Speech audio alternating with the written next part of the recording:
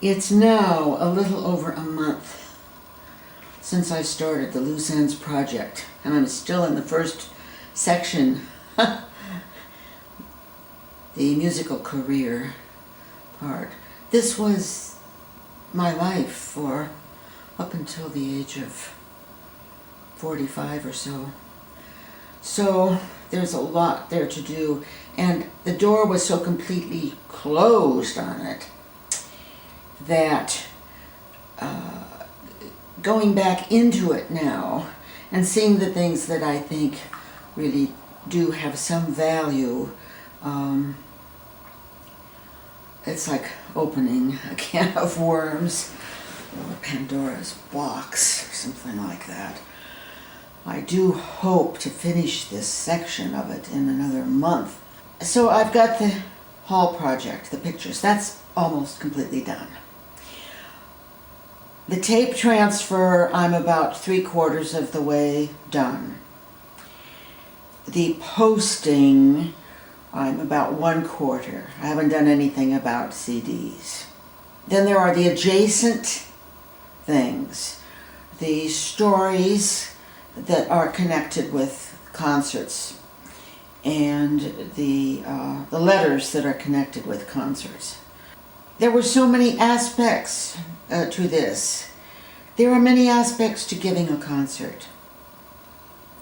There's you, there's the audience, and then everything around the edges. I was always intrigued with the setting. It was more than just playing a piece.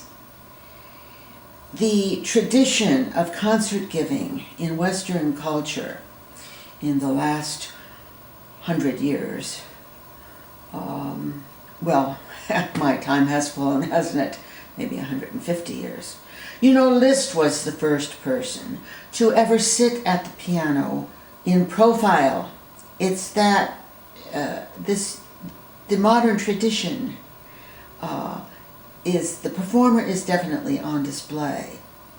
Before that, the keyboard player was facing the audience, or had his back to the audience, depending on the sort of thing he was doing, whether he was with an orchestra or in solo or playing a concerto or whatever. But to be a soloist and to be sitting in profile, that began with Liszt.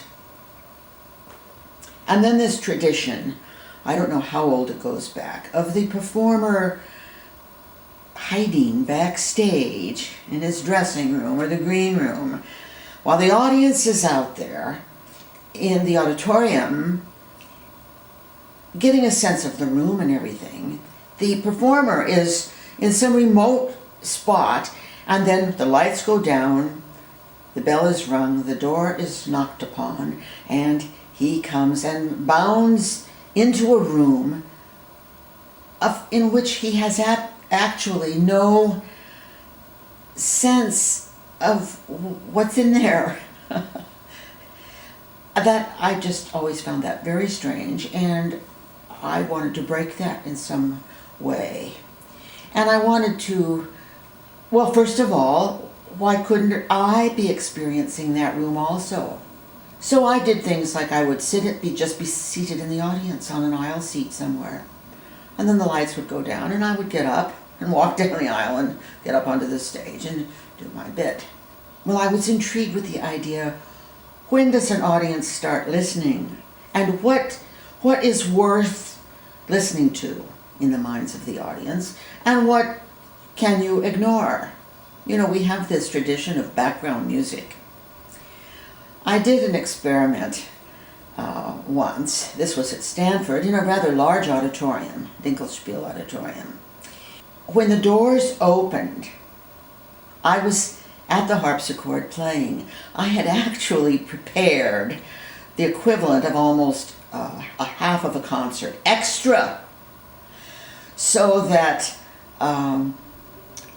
in my mind I was playing with as much dedication and focus as the audience was coming in as I was going to be doing on the concert. They had their programs, of course.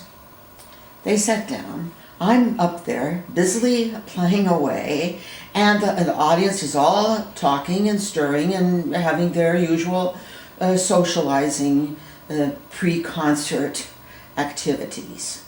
When that was a half an hour. The doors usually open a half an hour before the concert.